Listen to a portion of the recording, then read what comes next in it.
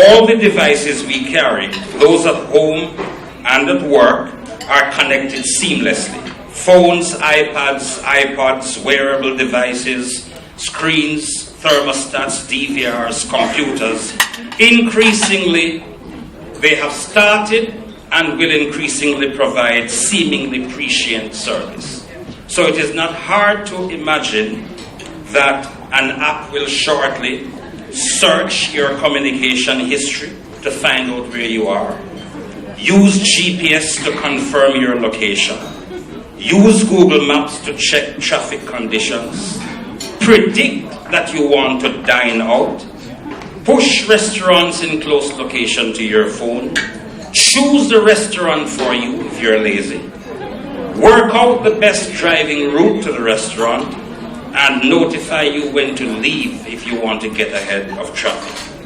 So citizens are already accessing news, information, entertainment, education, geolocation, directions, home management, shopping, translations, and many other services on and across multiple screens and devices, unfettered by platforms, as technologies converge and interoperability becomes the norm. Now, the technology companies, Google, YouTube, Netflix, etc., are becoming the dominant providers of content.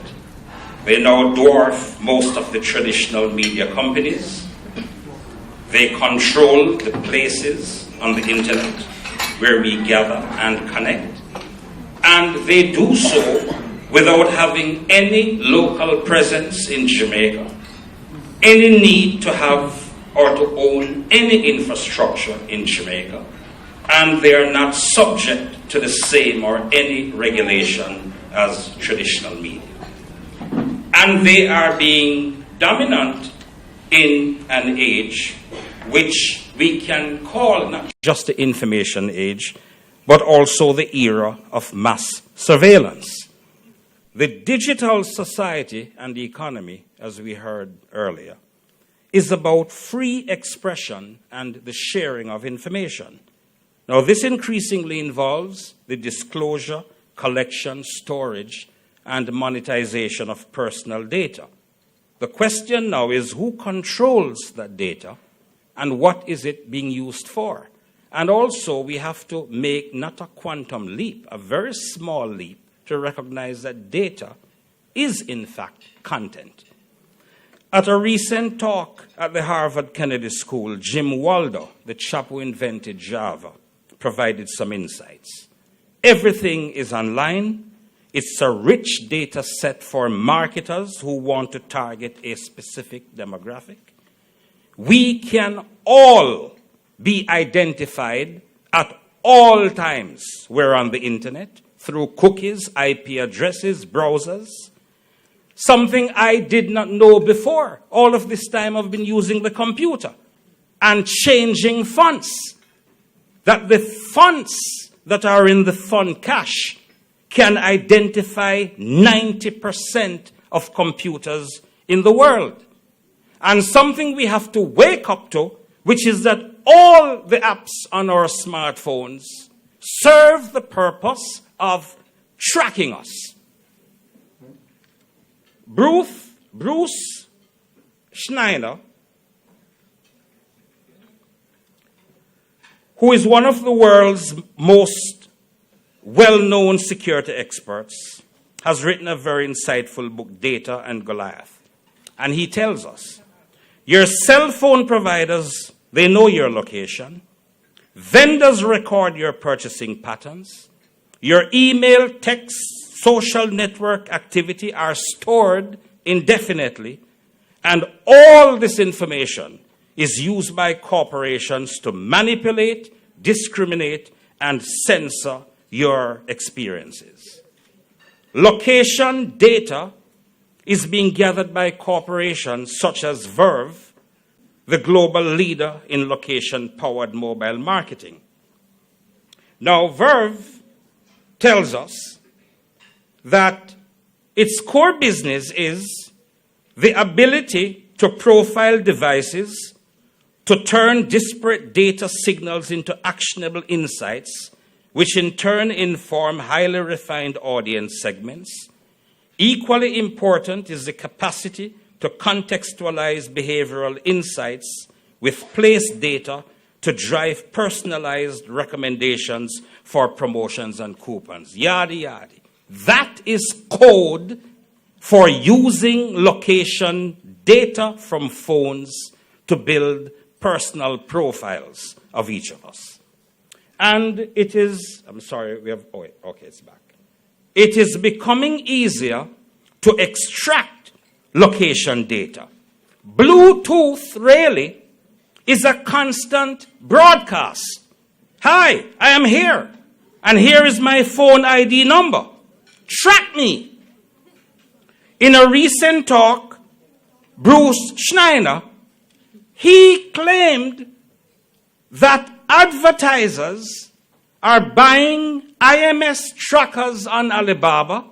For lay people like me, the IMS tracker, I think, is the number that identifies your phone. That they can go on the Chinese site Alibaba, purchase IMS trackers, which they then use to get into mobile phones to push advertisements. Now, when I heard about IMS trackers, I never had a clue. First time I heard about that, so I went to do a little research and came upon Stingray, which is an example of an IMS tracker designed for the FBI. It is a device which you can carry around, fit into your car just on the seat. It mimics a wireless cell tower in order to force all nearby mobile phones to connect to it. And this is the technology, Schneider tells us, that advertisers are either using or intend to use or are eager to use to push ads to our phones. He has also written that Verizon, Microsoft, and others are now working on a set-top box that can monitor what is going on in a room and serve up ads based on that information. Now, if there's nothing exciting going on in your bedroom, you have nothing to worry about. But if there's a lot of action in there, it's a lot of ads that will be coming. We, Broadcasting Commission, you see, we are being disrupted. We regulate how much advertising can interrupt a program on TV. Now there are people starting to tell us that we have to figure out how to regulate the number of ads that interrupt action in the bedroom. And I have started thinking about this, and it has taken me into a direction I don't want to go. I said, so what about those of you here who are wealthy and you have your TV in your bathroom? What's going to pop up in there? Not washing your arms properly? Use arm attack. It washes your arm even after you're through showering. You know? Are we going to have to be ruling on that kind of thing? Now, the thing about it is that radio and TV operators have always collected general demographic information. We're all accustomed to that. And they put out these surveys. They use that information to determine the price for advertising in programs at different time bands throughout the day. But in the digital world, we are tracked in real time, and the data is being used to build personal profiles of each of us. So what we have done, we have gutted the traditional media advertising model and replaced it with a personal and intrusive advertising model. And despite the intrusion, some people are only concerned if the data collected is identifiable.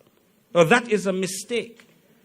As we pointed out at a recent sitting of the Parliamentary Committee looking at the data protection law, anonymized data is beguilingly innocuous.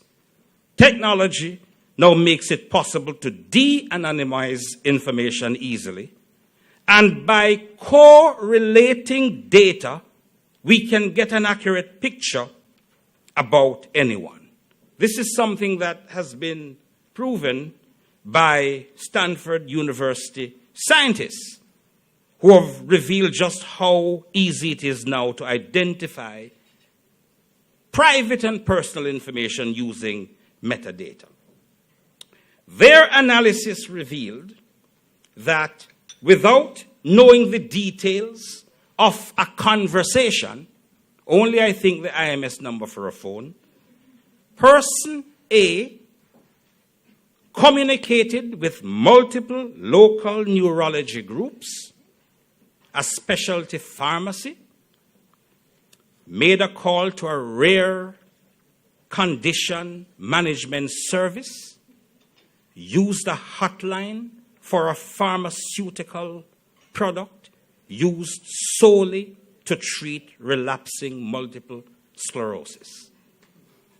Person B spoke at length with cardiologists, talked with a medical lab, received calls from a pharmacy, placed calls to a hotline for a medical device used to monitor a cardiac condition. Person C placed a long, early morning call to her sister. 2 days later, she made several calls to an abortion clinic. She made brief calls to the abortion clinic 2 weeks later, and then a month later, she made a final call to the abortion clinic. Now, that would be valuable information for anyone who is advertising nutraceutical products, home care service, healing service, palm reading service, or if you're running a foster care and adoption service.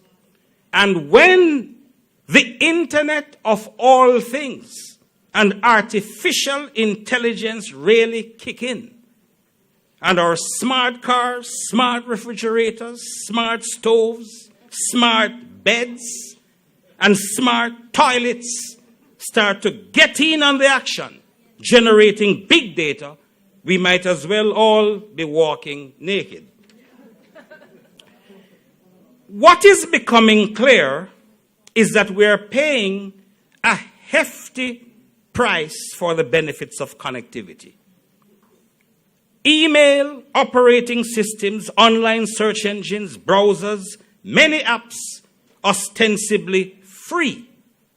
And to keep it that way, internet giants and dwarfs must know our friends, what we say to them, what they say to us, the sites we visit, what we do online, where we are, and more. But the bargain of surveillance in exchange for free service and convenient ads, it's an unfair bargain.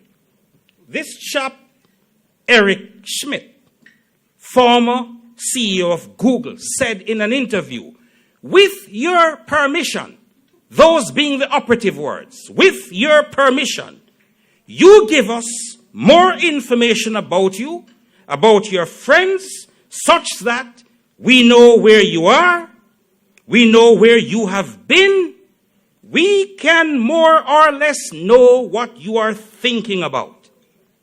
With your permission, he said.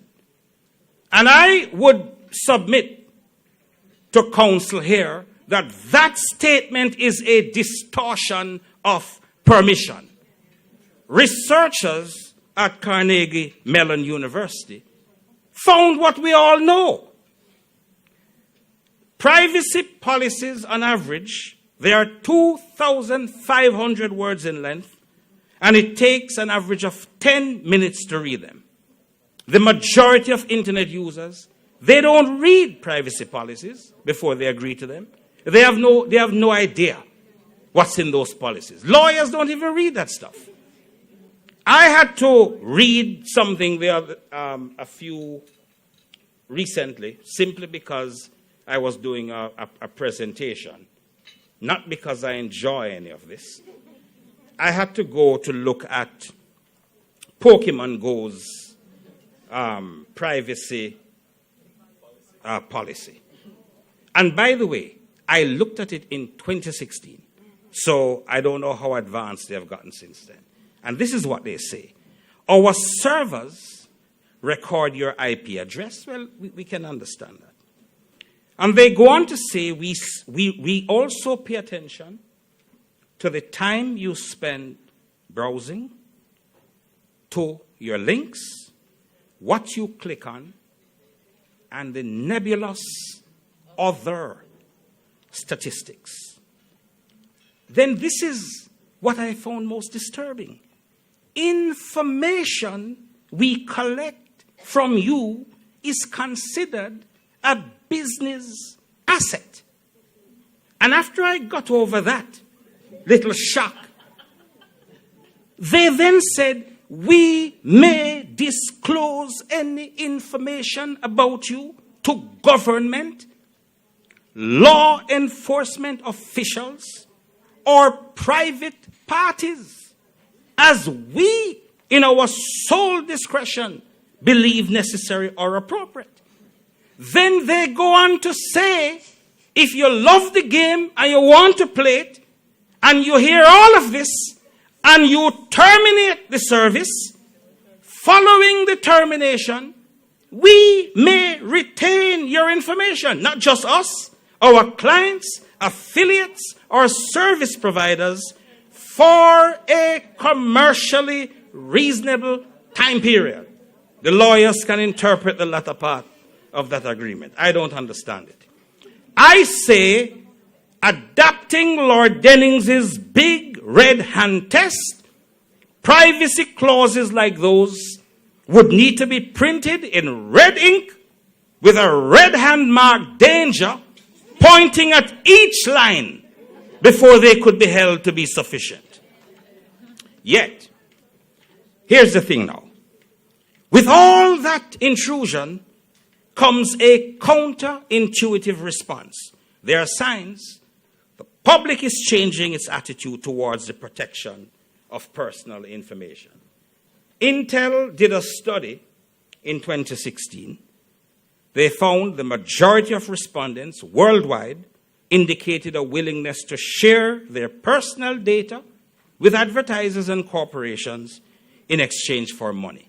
So everybody is waking up to the fact that personal data is the oil of the 21st century. Where there is a gap now, it's between enterprise valuation and individual valuation.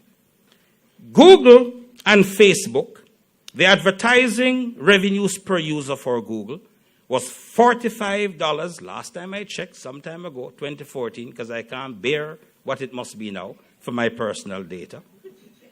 Facebook, it was approximately $12. I personally thought we were worth much more as individuals, but that's it.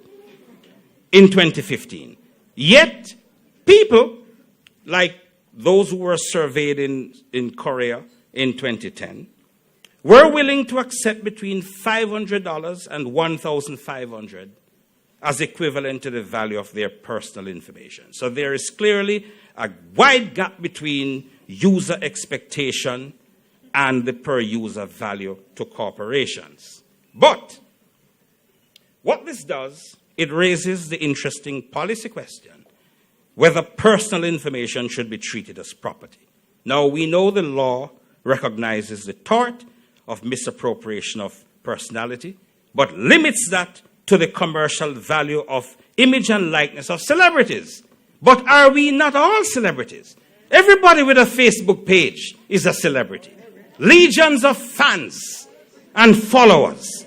Isn't that so? Yes, all of us. So therefore, I asked the lawyers to contemplate this, and Gala in particular, Gala, okay? Is it unreasonable to propose that in a world where there is increasing commercial value in the information about ordinary people and the strong tendency to propertize everything in the realm of information, should ordinary people not be assigned a property right in the personal information about themselves? And before you say it's impossible, I want to say that I happen to have seen something from blockchain that says there is already a patent that is shifting silos of data to treatment of each data item as an actual unit of value. So they are already capable of defining the smallest necessary and sufficient unit of tradable data. I want, though, to add a word of caution, which is that commodification of personal information can work against ordinary citizens. We each have a customer scorecard. I didn't know that. Somebody told me that the other day. I have a customer scorecard assigned to me by data brokers who I don't know. And based on the scorecard, that's how I get ads. So I went to check it out the other day, search for cars to buy. No Audi, no BM came up. Some cheap second-hand things. So I have an issue, okay? Just saying that. Now, all of what I have said creates a dilemma for regulators like me, which I've captured in an equation. PET times LLDL times CPI. CPI I put in there because lawyers are here. Consumer Price Index. I wanted you to think I'm quantitatively gifted. So that's in there. But it's nothing like that, right? It is proliferation, just a moment. Right, there we go. Proliferation of exponential technologies, augmented reality, virtual reality, drones, all of that, times low levels of digital literacy, times commercialization of personal information.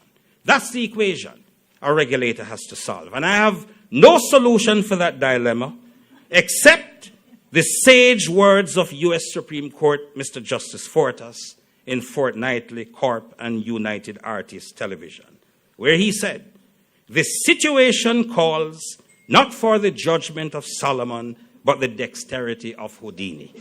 Okay? Regulators will have to work magic. All right, so now, my concluding thoughts, and these are not recommendations, it's too early for that. I just hope that these can help as we consider the framework we have to build for the times. The first is that the underlying goals of content regulation remain relevant in the digital age. We will continue to be concerned about protecting against harm, building trust, so citizens can confidently participate in the digital society and economy. Then there are issues that require urgent policy and regulatory attention. If not urgent, they are going to become urgent. Ethical advertising, particularly as it relates to targeting children online. We need to begin to think about formulating intensity ratings as virtual reality and augmented reality make advertising and other content more experiential and immersive. We have to protect against media manipulation, which causes harm, such as internet addiction disorder, fake news, terrorist and gang recruitments online, glorification of crimes, gangs who are posting heinous crimes on WhatsApp, not just to glorify, but even more insidious, to intimidate potential witnesses. And we have to mediate between the reasonable commercial use of personal information and the tendency by corporations to exploit information asymmetry. And I want to say, before I get to digital literacy, that we must also develop a framework to deal with internet service providers, the ones who operate as content companies. I know this is a vexed issue, but folks, Google and Facebook, they sit at the center of the surveillance society. This gives them the most powerful and privileged position in modern civilization. And given the disproportionate power over public opinion, we have to start to think about regulation. Now, the how is what's important, because regulation can include self-regulation. But let us remember, the whole basis on which we started to regulate media had to do with the media's role in promoting Nazism. You have to pay attention to what's happening at the core. Digital literacy, I say, is probably the most important, immediate, practicable regulatory response to the digital age challenges and opportunities. And when I say digital literacy, I don't mean these dead, the following PSA is brought to you by the Broadcasting Commission, because you're competing with Amazon and Google. So Broadcasting Commission has developed a notion of what we call enlightened 21st century digital age Jamaican type media literacy. Let me share it with you. I suspect you might know it already. News just in. One man shoved him brother in a one mango tree for one dumpling and him pop up. The victim, Pinchy, is from St. Thomas and he is in critical condition. Cookie in the ear, they mash up Pinchy for one dumpling. Mama call him wife because she must have tear down the place. Me call him back. Pray for Pinchy, who is now in critical condition. He was attacked over a dumpling. Send this to everybody you know.